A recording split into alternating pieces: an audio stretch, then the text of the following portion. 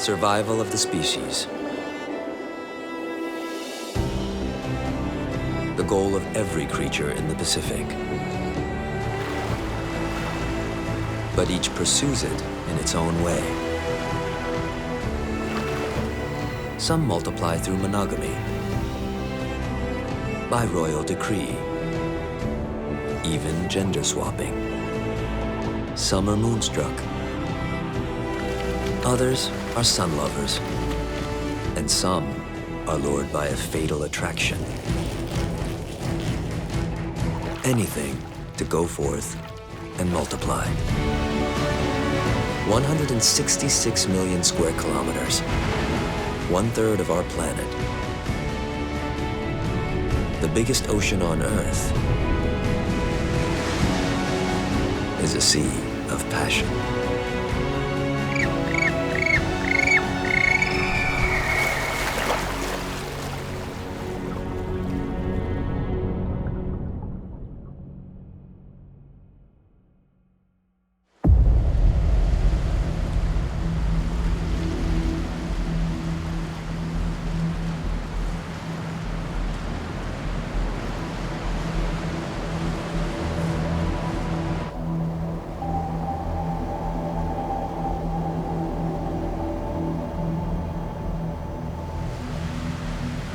Mexico's Guadalupe Island holds a mystery,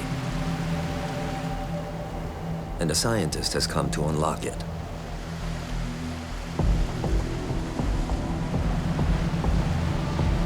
No one has ever seen great white sharks mate. New evidence suggests it happens here.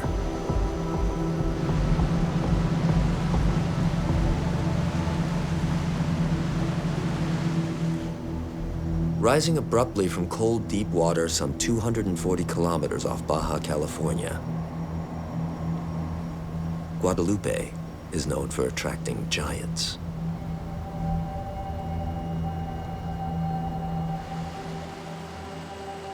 The beaches harbor a mammoth population of 160-kilogram fur seals.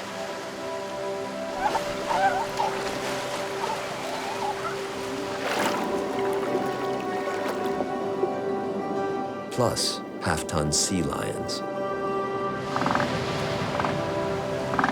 2-ton elephant seals are the neighbors that dwarf them all.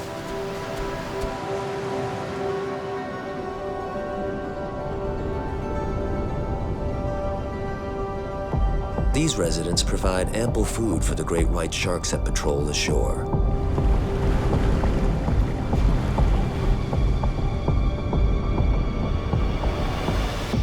Each time they need to feed, they run a gauntlet of death.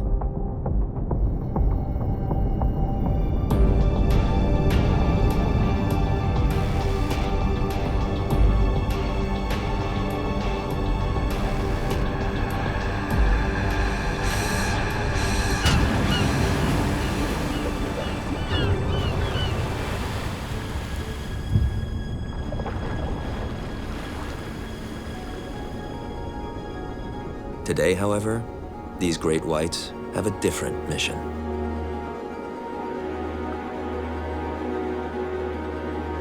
They're mostly males, waiting on mates.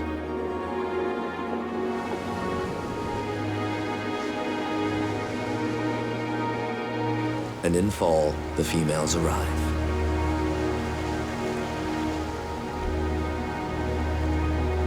This female may have traveled from as far off as Hawaii, crossing half the Pacific to get here.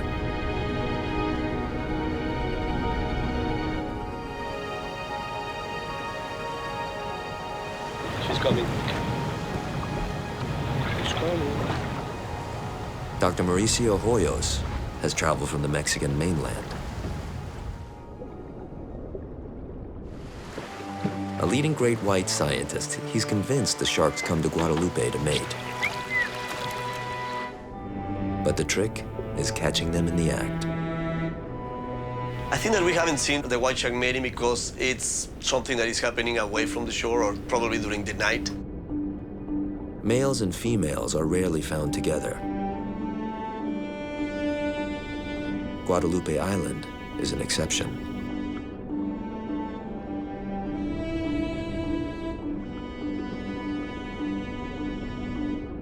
This is an unusual sight. An adult female surrounded by her suitors. An average adult male can be over 3.5 meters long.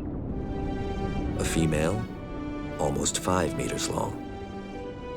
The genders can be hard to tell apart, but males have a telltale set of claspers, the shark version of a penis. Dr. Hoyos knows he's close to unraveling the secrets of great white mating, because for the first time, he has solid evidence. Found a few weeks ago something that is called the clasper flaring. It's when the males move their claspers back and forth. We think that it's because they are getting ready for mating. This photograph of a male great white with claspers extended is the closest Dr. Hoyos has come to witnessing shark mating at Guadalupe.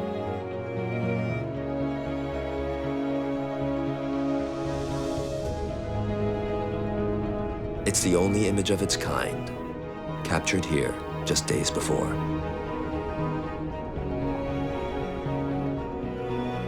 The female carries her own clues to mating. Gouges and lacerations, the likely signs of courtship.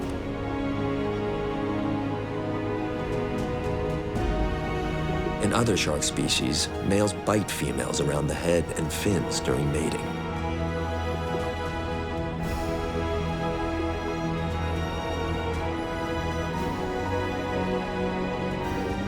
Pregnant females don't journey to Guadalupe. They skip a season,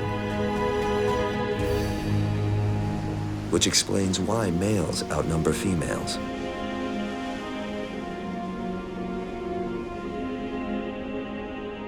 Part of the mystery to great white mating is already solved.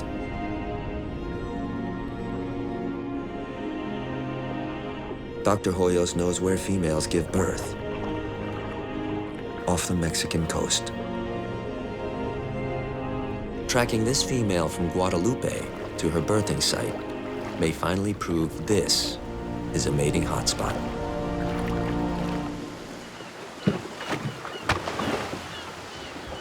So right now we are trying to track the big females because we think that when they are pregnant, they are the ones going to the mainland in Mexico to give birth.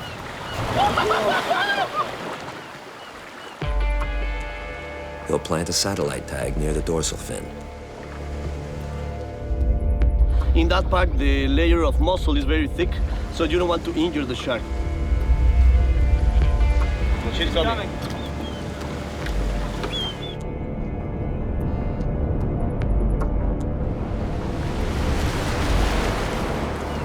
Whoa!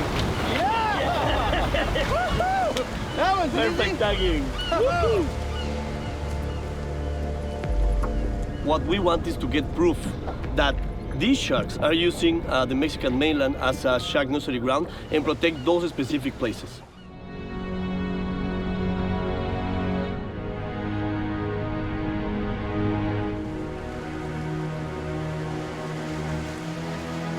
Okay, that's another female, I think. A key to understanding great whites is time. By following the big sharks day in and day out, Dr. Hoyos is learning their traits and their quirks. When you are here for 5 months, you get to know the real white sharks. Each one of them, they have a personality. One of my goals is to change the perception of humans. Mira, mira, wow! I can touch her, wow! These beautiful and majestic animals that are just doing their role in nature to keep in check the populations of their prey.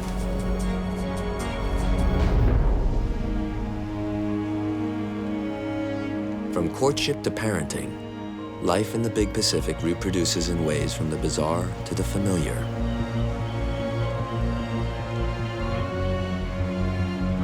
Including one we practice ourselves. pairing for life.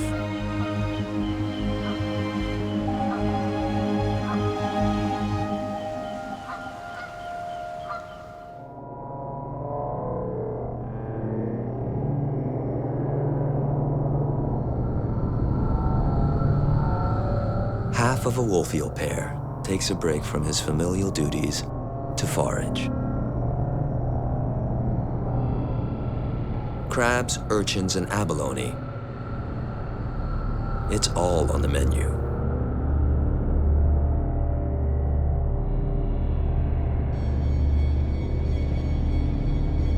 Even a tough crab is toast.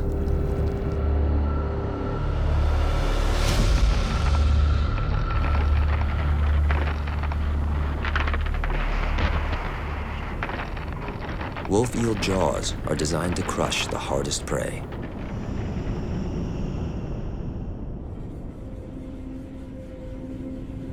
Once he's full, he returns to his lair.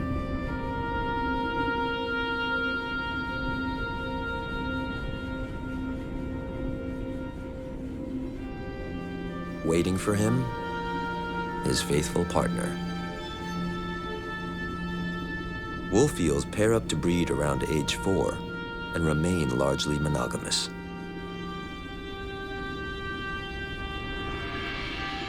The partnership can last as long as 20 years. Soon after meeting, they find a hideout to share and then multiply.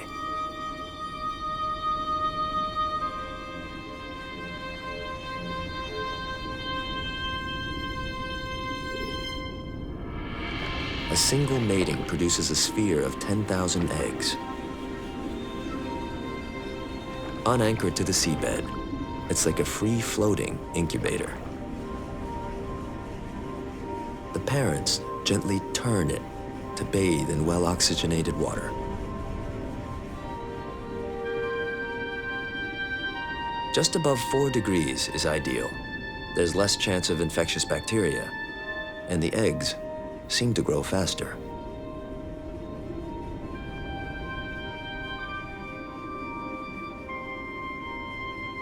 The brood will take 3 to 4 months to hatch. Till then, at least one parent will stand guard.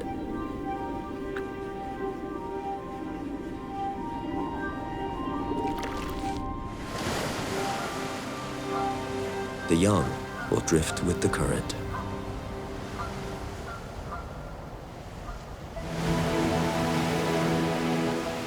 There they'll wander, till it's their turn to find a partner and settle down.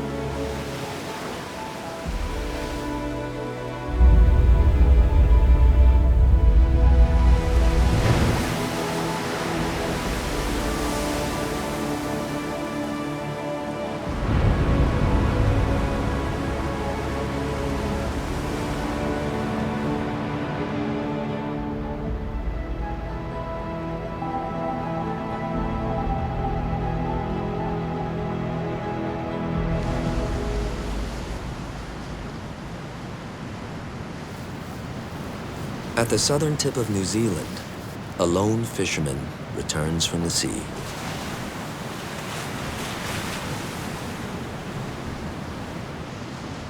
A yellow-eyed penguin, one of the world's rarest.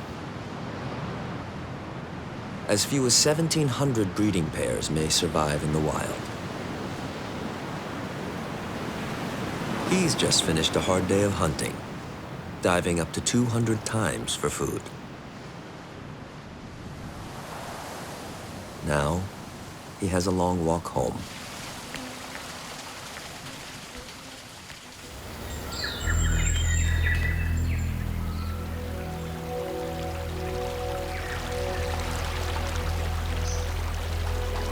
Yellow-eyed penguins prefer the green of forests.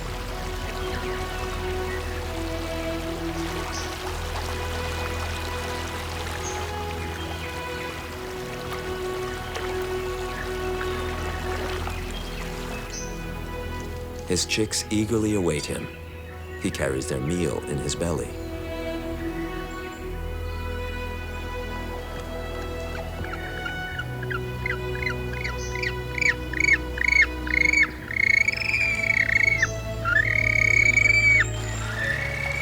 The native Maori dubbed this penguin the noise shouter, after its shrill call.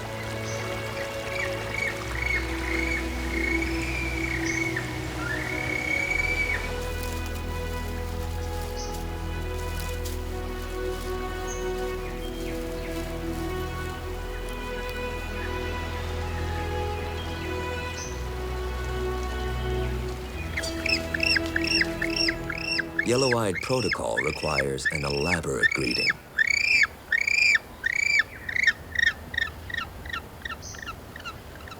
The duet of trills and calls reinforces their bond.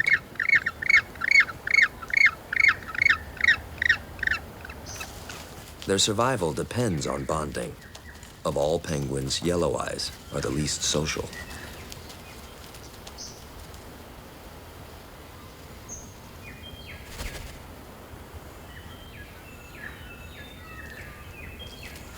They build their nests in secretive nooks where even other yellow eyes won't find them.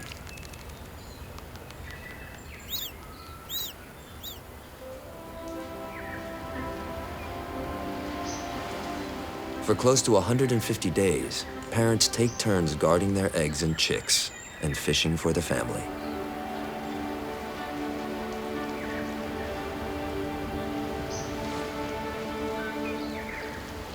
At 6 weeks, they'll be large enough that both parents can go fishing to feed them.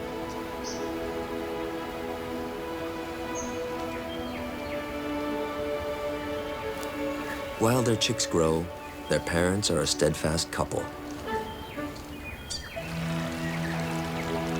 But when the breeding season ends and the offspring leave, the partnership dissolves. They may hunt in the same waters and roost on the same shore, but the penguins will live as singletons. Though the coupling is temporary, so is the breakup. Next mating season, this pair will return here, renew their bonds, and start a new family. The pattern will likely recur until death do them part. A courtship as calm as it is constant.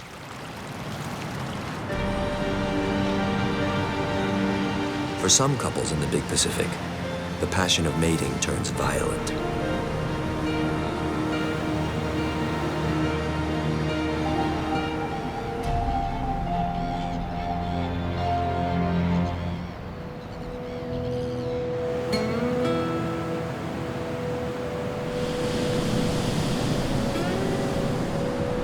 The California coastline.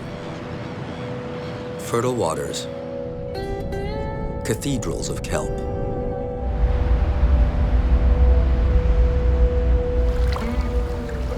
And tenacious sea otters that give new meaning to love bite.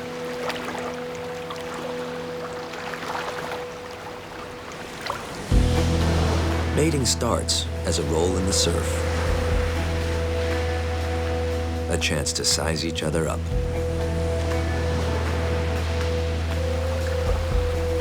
If they like what they see, the female will leave her group to join the male in his territory. They pair up for about 3 days and might mate several times. Courtship is a wrestling match with no holds barred. The male often bites the nose or nape of a female while grasping her tightly with his front paws. It can go on for as long as 30 minutes. Mating is so violent, females have drowned in the process. But there's a method to the mayhem. Scientists think nose biting may trigger the female to release an egg to be fertilized. It's called induced ovulation.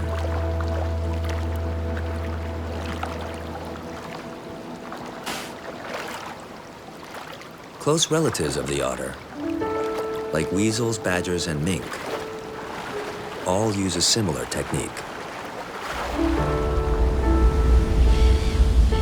What looks like violence may be a matter of survival.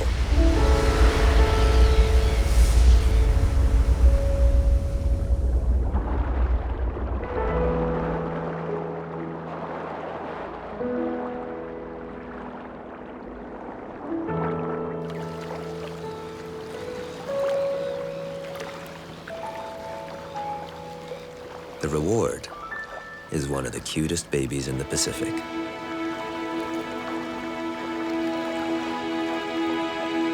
Sea otters are doting mothers. They nurture and protect their single pup for up to a year, until it can fend for itself and the battle of the sexes resumes.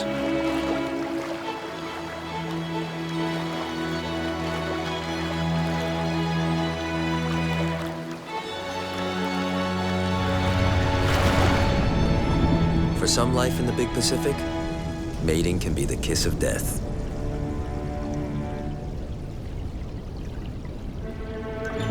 The larger Pacific-striped octopus is misnamed. It maxes out at just 8 centimeters long. It's so newly discovered, it lacks a Latin name. But already it dazzles researchers with its approach to reproduction. This female lies in wait for a partner. In her world, posture and pigment speak volumes. It's how they communicate. A male curls his front legs toward her, an invitation to mate. But it's a dangerous liaison. Her appetite isn't just sexual. In most species of octopus, females eat their mates. A true dinner date. To insert his sperm into her body, a male usually mates at arm's length for his own good.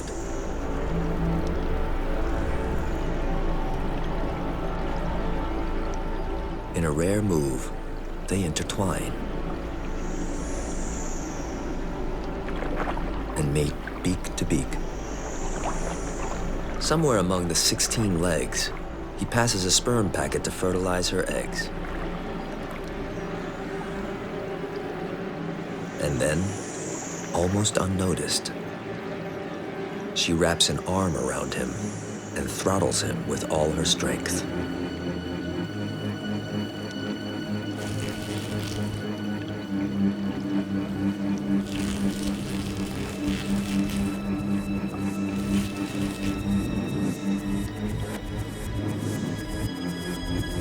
Her grip is like a vice.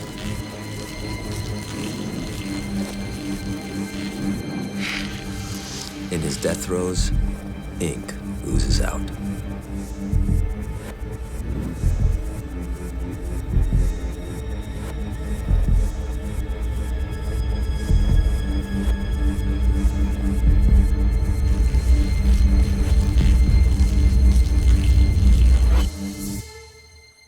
Freedom. His color returns.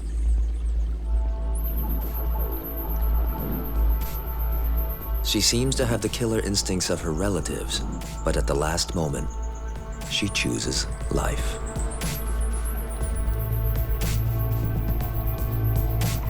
To the astonishment of science, larger Pacific-striped octopuses form couples.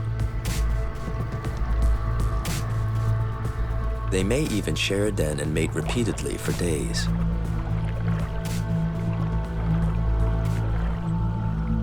It's the only octopus we know of that does.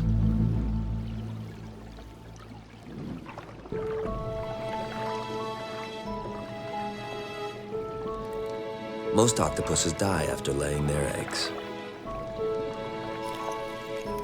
Researchers believe the larger Pacific-striped octopus can raise multiple broods during her lifetime. Hundreds of offspring. For almost 40 days they grow, protected by their mother.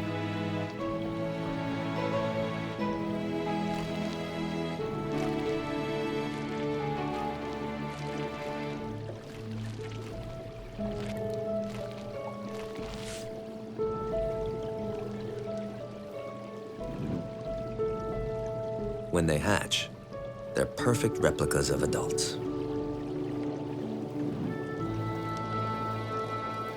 Soon they'll be caught by the tides and swept far into the Pacific to travel wherever the currents take them.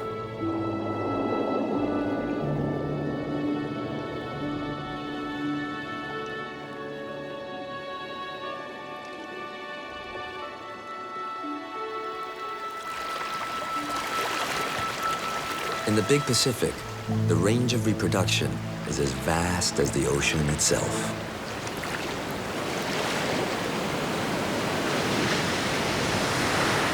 One species even swaps gender roles. Growing to 35 centimeters long, the big-bellied seahorse is the largest of all seahorses, and unique in its approach to reproduction.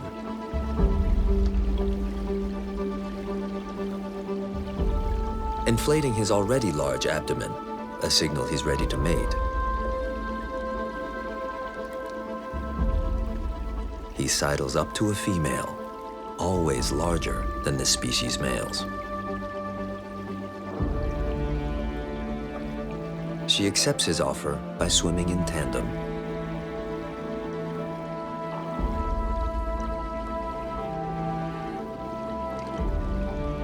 This mating dance is the precursor to pregnancy.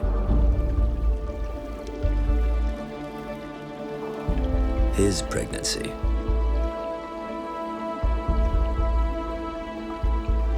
It's the only species where males give birth. One of the wonders of the natural world. In a twinkling, she transfers the eggs from her brood pouch to his and is gone.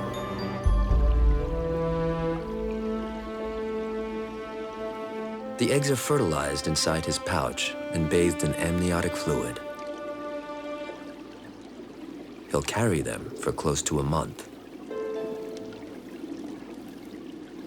His contractions resemble labor in mammals.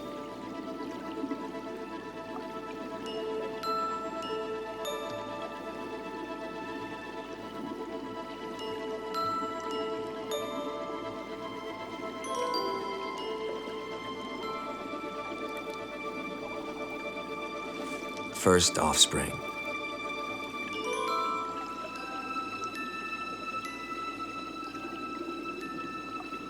Another.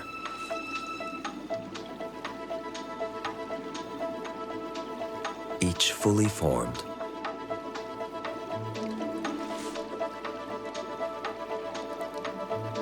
Up to 700 in minutes. They flee into the seagrass for safety.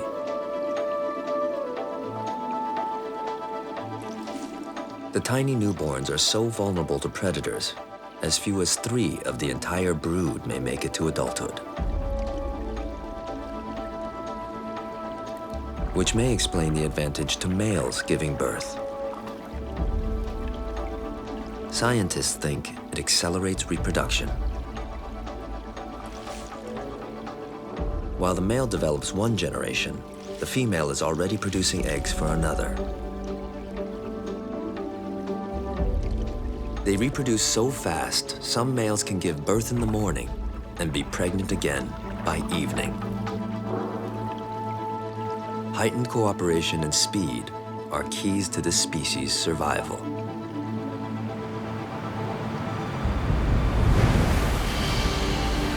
The big-bellied seahorse is one of a kind. But in the Big Pacific, gender can be as fluid as the sea.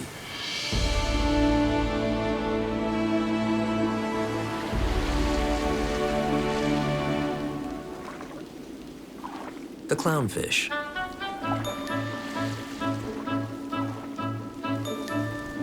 Cute, famous, and best known for its partnership with its anemone.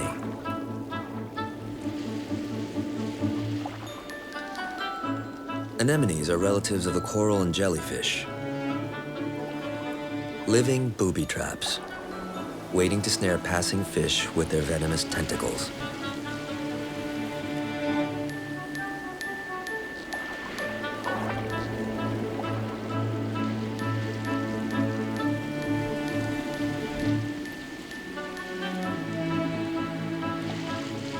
A layer of mucus on its skin immunizes it against its host.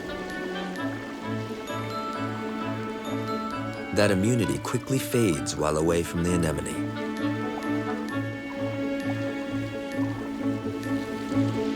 It re-immunizes itself by exposing its tail and then its fins to the venom.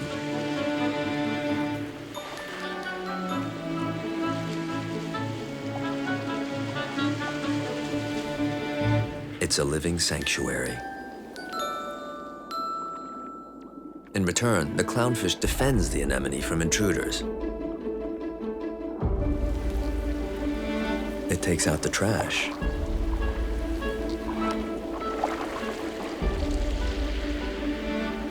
It even delivers scraps of food.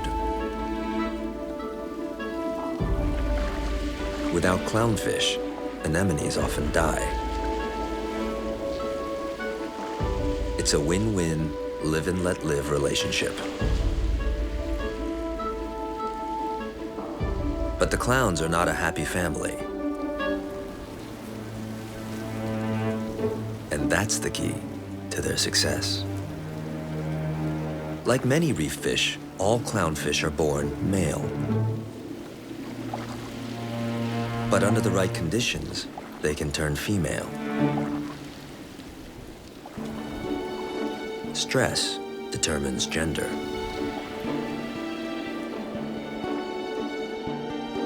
As long as they're under pressure, they stay male.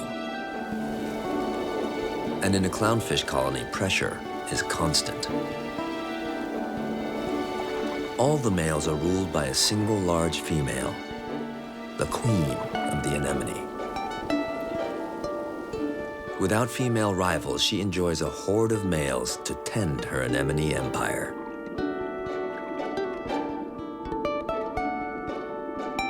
She ensures they stay male by harassing them nonstop, keeping them stressed out and in line. Animals under stress release the hormone cortisol, which prevents the clownfish from turning female. But when the queen dies and her entourage wakes up without a good scolding, the biggest of them transforms. In the absence of stress, his cortisol levels fall and he changes into a female. Clownfish have consecutive genders. It's not boy or girl, it's boy, then girl. And in just a few weeks, the kingdom has a new queen. Instinctively, she hounds her subjects.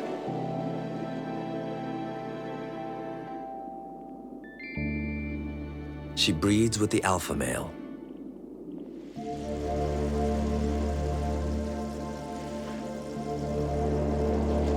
In her lifetime, she'll produce hundreds of offspring.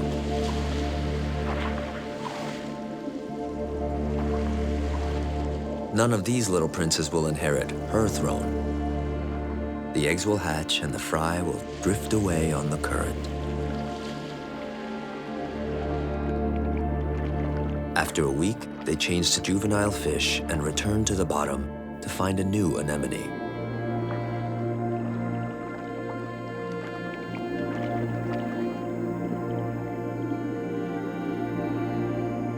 Thanks to a fish called Nemo, clownfish have become international stars. The Hollywood blockbuster carried a conservation message.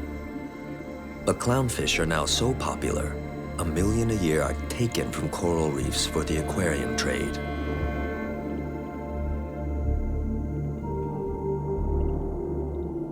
All 30 species of clownfish we know of are endangered. So are the 10 species of anemone they're bound to.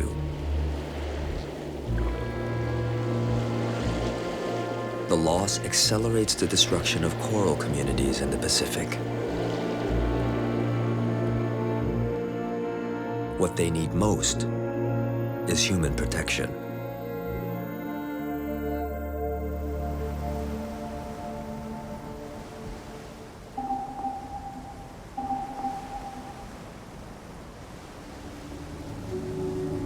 Little Barrier Island, a Pacific paradise. Protected from invasive species and humans for more than 100 years. It's one of the world's conservation icons. It's also home to a rare, shy, and ancient creature.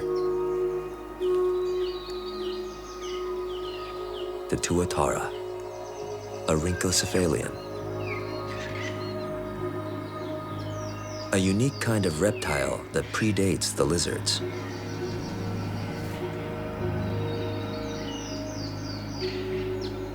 They're the last of their kind. Survivors from the days of the dinosaurs.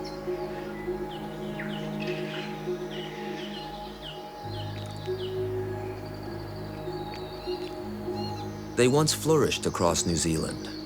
Now, they survive only on islands free of the stoats and rats that devour their eggs. It's tough to repopulate a species that has mastered life in the slow lane. For a tuatara to reach its adult size of almost 80 centimeters, it takes 35 years.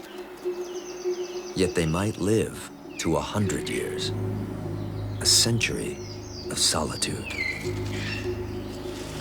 Tuataras are hermits. For a female, the mating season doesn't come once a year. It comes twice in a decade at best. The longest reproductive cycle of any reptile. A male waits for her in vain. She mated 9 months ago. Years will pass before she mates again.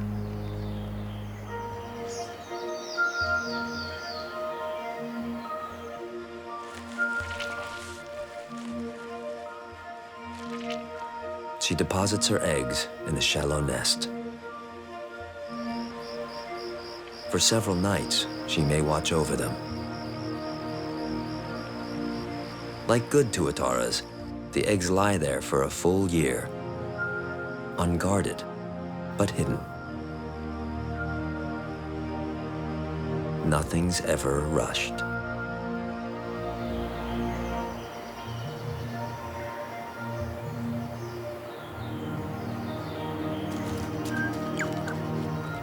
Juveniles enter the world without guidance or protection.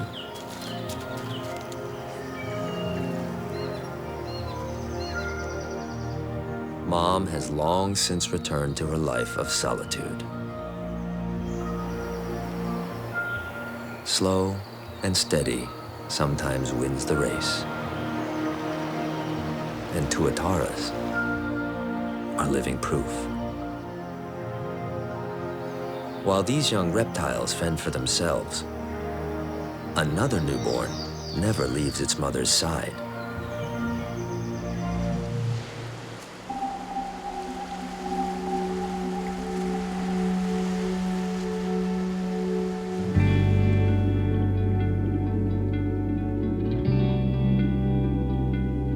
Dugongs might be the helicopter moms of the Pacific.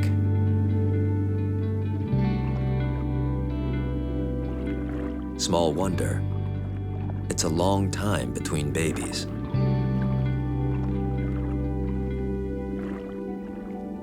They'll wait up to 7 years, and then only one calf is born. After spending more than a year in the womb, the calf will nurse for over a year and a half.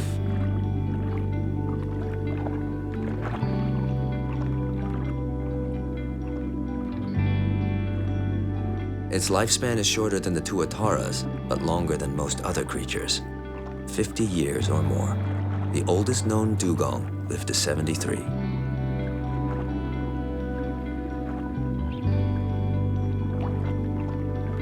A calf won't reach sexual maturity till at least age 6. Till then, it clings to mom like a helpless toddler.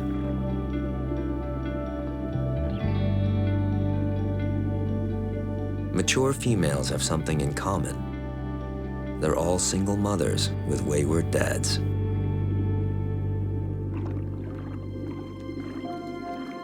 Both genders grow tusks, but only in mature animals do tusks break the skin. His aren't showing yet. Of all sea mammals, only dugongs are strict vegetarians. They don't see well, so they use their sense of smell to find plants.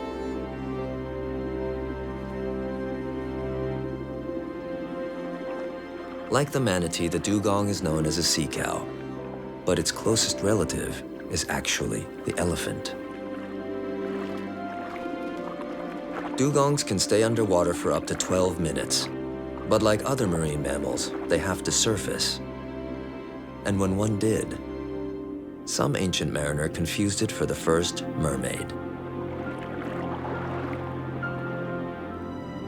Breeding occurs year-round, so mature males are always searching for receptive females. No such luck. Still, he persists in dugong courtship.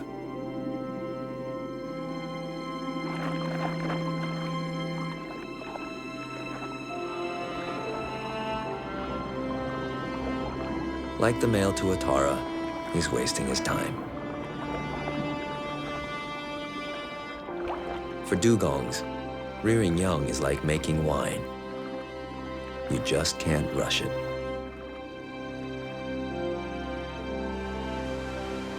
Not all of the Pacific's creatures breed so slowly. Some multiply overnight.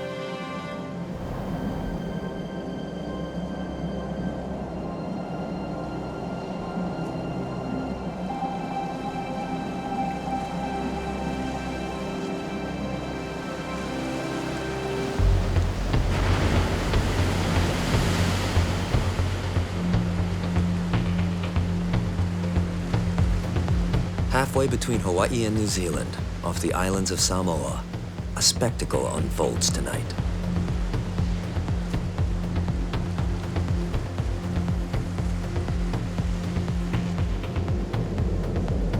Exactly a week after the 11th full moon of the year, a horde erupts from the sea floor.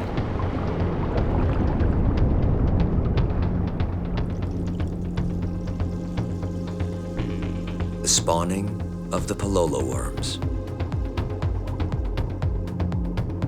After spending the year buried in burrows, the 30-centimeter worms transform.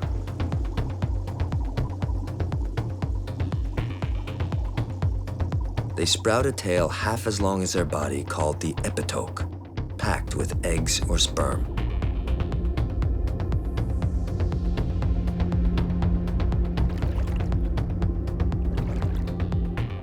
The worms remain in their coral homes, but their tails snap off and swim towards the surface.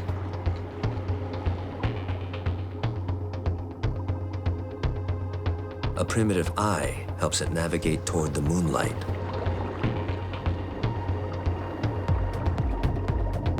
To maximize reproduction, every worm is synchronized to spawn on the same night at the same time.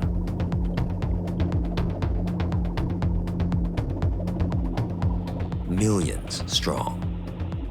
It's one of the world's greatest mass spawnings. Near the surface, the epitokes split open, dumping countless eggs and sperm in a frenzy of breeding and feasting.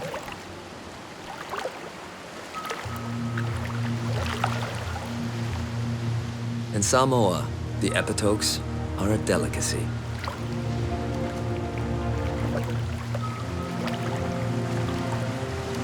In such a mass event, islanders can hardly dent the numbers.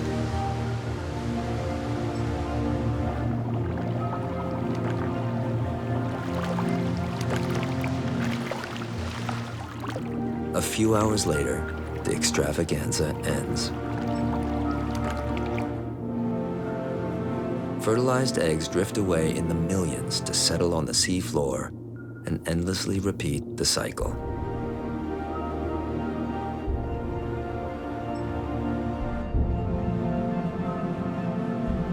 In such whirls of mating, the Pacific is at her most passionate. But nowhere is it so frenzied as on the hot sands of Mexico.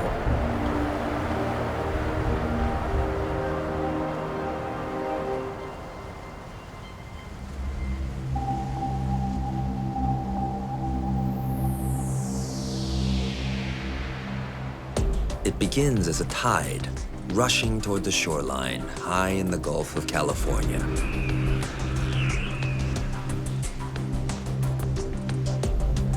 Squadrons of pelicans search for the invaders.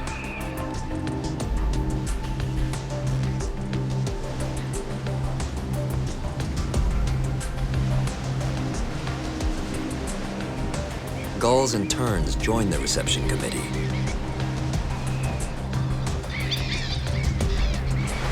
And here they come. Thousands of silvery bodies glinting under the Mexican sun. The grunion run. One of nature's grandest spectacles. An explosion of life and death. No other fish spawns so boldly. The grunion run happens every few weeks across spring and summer.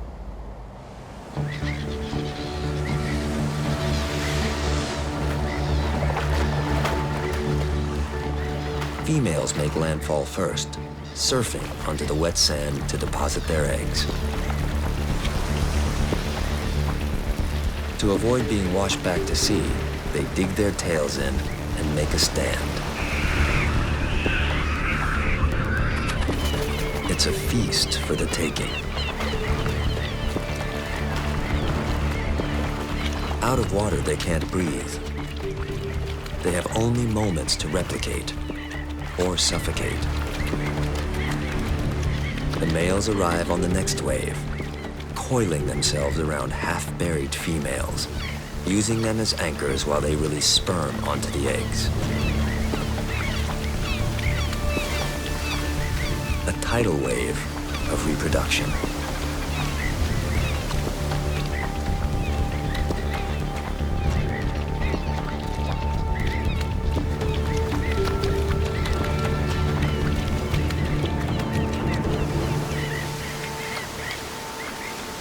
Then, as quickly as it appears, the phenomenon vanishes.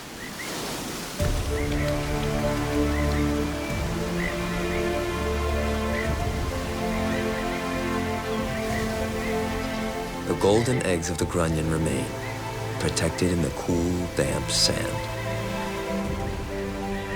Weeks from now, countless eggs will hatch, and the next wave will wash the fry into the sea.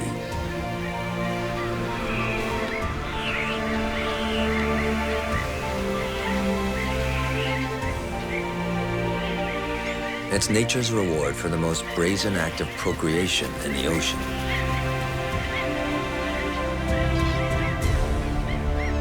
Fortune may favor the bold, but in the big Pacific, passion is the key to survival.